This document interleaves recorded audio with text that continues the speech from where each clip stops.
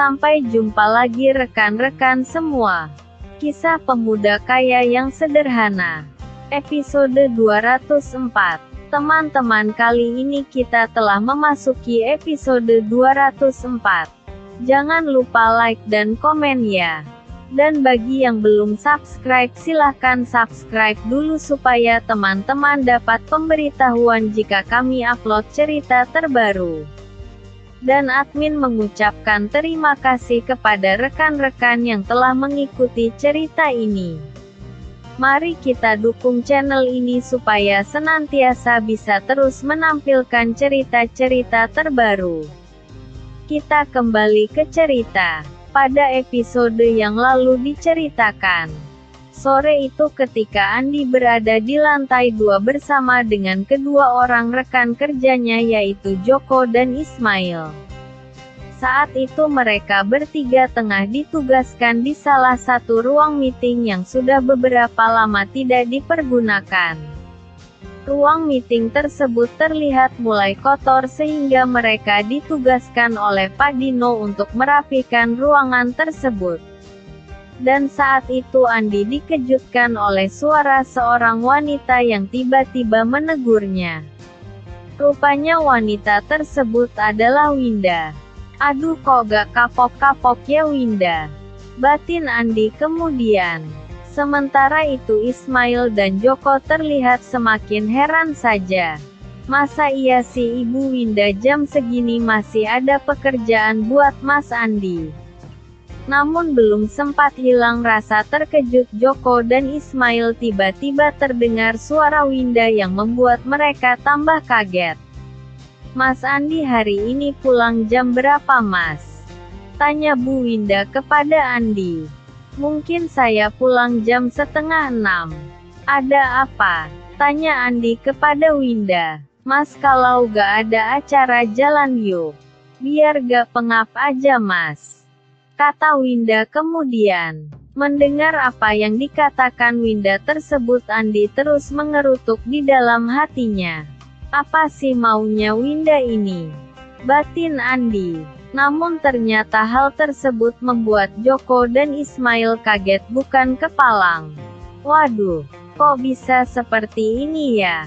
Masa iya sih? Wanita seperti Bu Winda yang sesempurna ini dengan terus terang mengajak Andi untuk jalan bersama berdua malam ini. Joko saat itu hanya membatin karena tampak wajah Andi sedemikian dingin dengan ajakan dari Winda tersebut. Dalam pandangan Joko, Andi seakan tidak berminat sama sekali dengan ajakan dari wanita yang sangat dinantikan oleh hampir semua pria yang ada di kantor tersebut. Andi kemudian mendekati Winda. Andi memang pengertian dan berusaha menjaga perasaan Winda.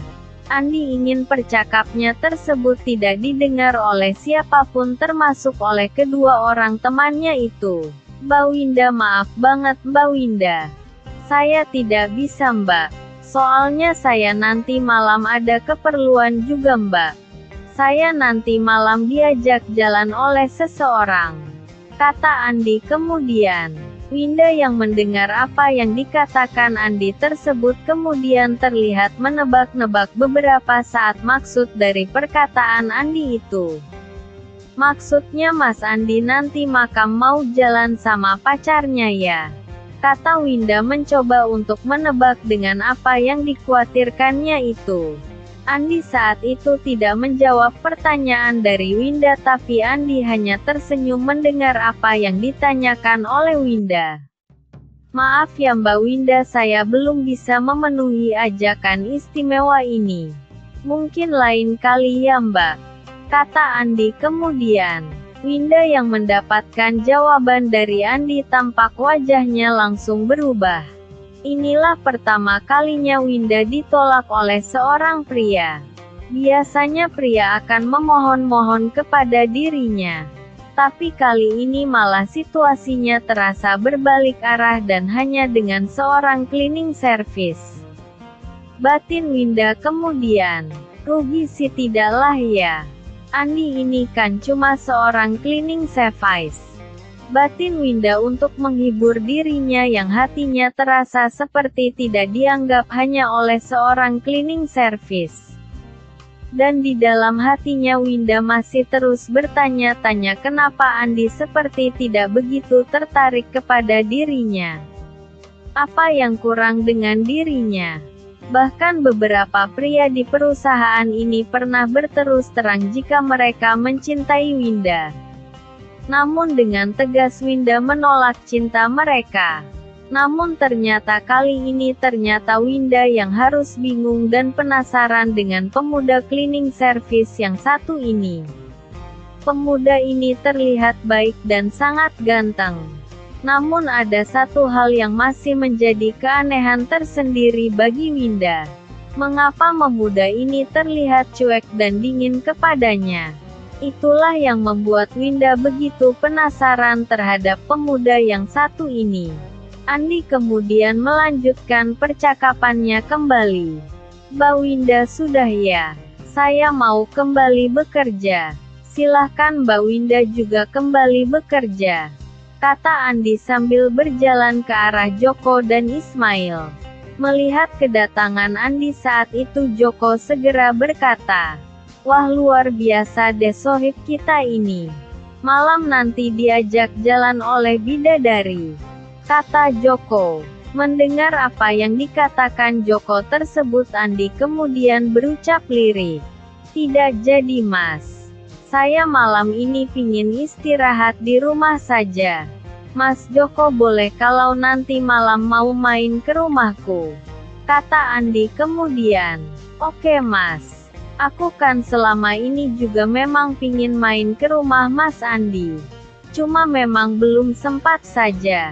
Aku nanti malam main ke rumah Mas Andi ya mas jam 8 lah. Biar nanti aku sama Ismail main ke rumah Mas Andi," kata Joko kepada Andi. "Oke mas silahkan. Alamat rumahku kan kemarin sudah aku kasih ke Mas Joko. Kira-kira tahu gak mas?" Mendengar kata-kata dari Andi tersebut Joko hanya tersenyum. "Kecil itu mas. Gangnya kan aku sudah tahu. Jadi pasti mudah aku kesananya. Di situ ada temanku juga kok. Aku sudah hafal mas tempat itu. Itu kan gangnya tidak terlalu panjang. Jadi pasti mudah ketemunya. Paling kalau tidak ketemu ya aku telpon Mas Andi.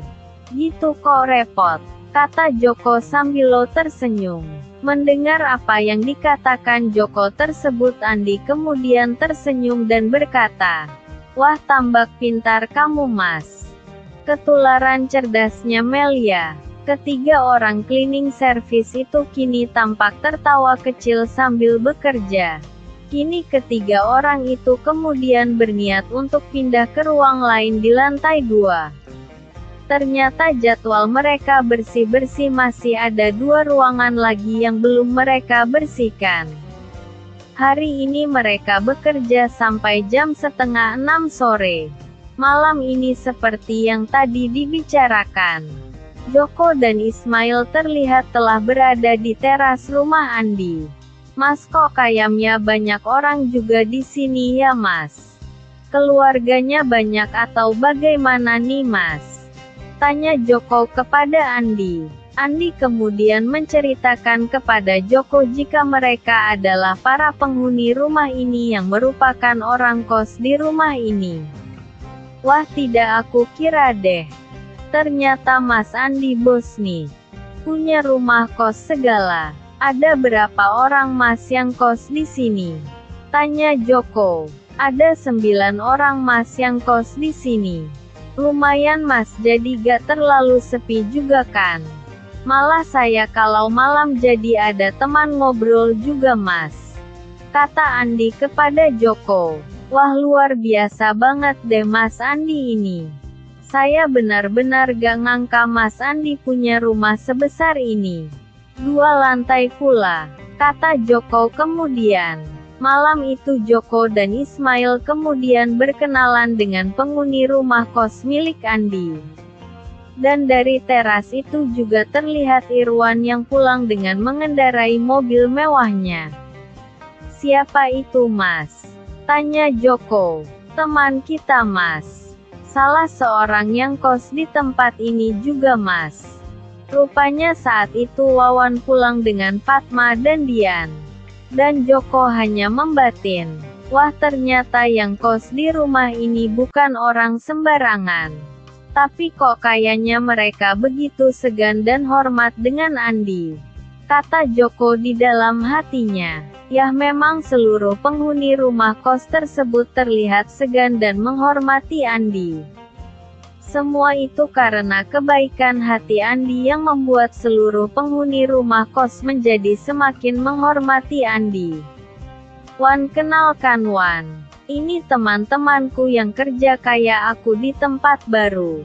Kata Andi sambil menahan langkah kaki Wawan yang bermaksud untuk masuk ke dalam. Rupanya Wawan ingin secepatnya masuk karena tidak ingin mengganggu percakapan Andi dan teman-temannya tersebut. Oh iya An. Wawan kemudian bersalaman dan berkenalan dengan para tamu Andi tersebut. Dan melihat penampilan Wawan yang seperti seseorang yang berkedudukan cukup tinggi di perusahaan, kini Joko dan Ismail tampak agak gugup ketika bersalaman dengan Wawan. Sudah pindah lagi An kerjanya? Di perusahaan apa lagi? Tanya Wawan kepada Andi. Mendapat pertanyaan dari Wawan tersebut, Andi kemudian menjelaskan bahwa saat ini dirinya bekerja di sebuah perusahaan yang posisinya ada di pinggiran kota ini. Wawan terlihat hanya manggut-manggut saja mendapatkan penjelasan dari Andi tersebut. Dasar kamu An. Tukang iseng, kata Wawan kepada Andi sambil tersenyum. Mendengar kata-kata dari Wawan tersebut, Andi hanya tampak tersenyum. Namun berbeda dengan Joko dan Ismail yang sama sekali belum paham dengan maksud dari perkataan Wawan tersebut. An, maaf aku tinggal sebentar, mau mandi dulu ya. Mas, maaf saya tinggal dulu ya. Kata Wawan berpamitan dan meninggalkan tempat tersebut. Tiba-tiba saat itu Fatma menghampiri Andi. Mas Andi, maaf apa aku gak salah lihat Mas? Kata Fatma sambil duduk di salah satu kursi yang tersedia di teras tersebut. Mendengar apa yang dikatakan Fatma tersebut, Andi segera memandang Fatma sejenak dan berkata, maksud Fatma gak salah lihat bagaimana Fat? Iya itu Mas. Bukankah Mas Andi sudah punya posisi yang tinggi di kantor Pak Theo? Kok ini Mas Andi malah begini lagi sih? Kata Fatma terlihat seperti agak kesal kepada Andi. Dan ketika memandang Fatma itulah Andi baru teringat, ya Tuhan. Ternyata Andi saat ini satu kantor lagi dengan Fatma. Aduh, kok bisa begini ya? Apa-apa jadi gak bebas nih aku. Batin Andi kemudian. Kamu di bagian apa Fat sekarang ini? Alhamdulillah Mas, aku naik jabatan. Aku jadi asisten manajer operasional di perusahaan itu. Andi kemudian berkata, kamu di perusahaan ini ya Fat? Kata Andi sambil menyebutkan nama perusahaan tempatnya bekerja. Iya Mas, aku kerja di sana. Kok Mas Andi tahu Mas? Kata Fatma kemudian yang merasa heran kok Andi bisa tahu nama perusahaan tempatnya bekerja tersebut. Ya tahulah Fat. Kan Mas Andi juga kerja di situ juga Fat. What? Kata Fatma setengah berteriak karena merasa heran dengan perkataan Andi tersebut. Wah, enak tuh kalau Mas Andi satu kantor sama aku. Ada apa-apa tinggal aku lapor sama Mbak Lisa. Mati kamu Mas. Kata Fatma sambil tertawa. Mendengar apa yang dikatakan Fatma tersebut, Andi kemudian berkata, "Justru itu Fat. Aku juga lagi punya masalah di tempatku yang baru. Di sana ada 2 orang cewek suka sama aku. Dan kayaknya si Lisa sudah feeling. Kuat banget perasaan si Lisa Fat. Bagaimana ya Fat? Malam ini saja dia ngajak jalan Fat. Untung Mas Andi tidak mau Fat." Mendengar kata-kata yang keluar dari Andi tersebut, kini sontak Joko dan Ismail menjadi fokus kembali mendengarkan kata-kata yang diucapkan Andi. Itulah kisah pemuda kaya yang sederhana episode 204. Terima kasih kepada rekan-rekan yang sudah mengikuti cerita ini. Jangan lupa like, subscribe, dan bagikan cerita ini kepada rekan-rekan Anda. Silahkan rekan-rekan tulis saran dan komentar Anda. Dan mari kita majukan channel ini, supaya kita bisa terus menikmati cerita ini. Terima kasih.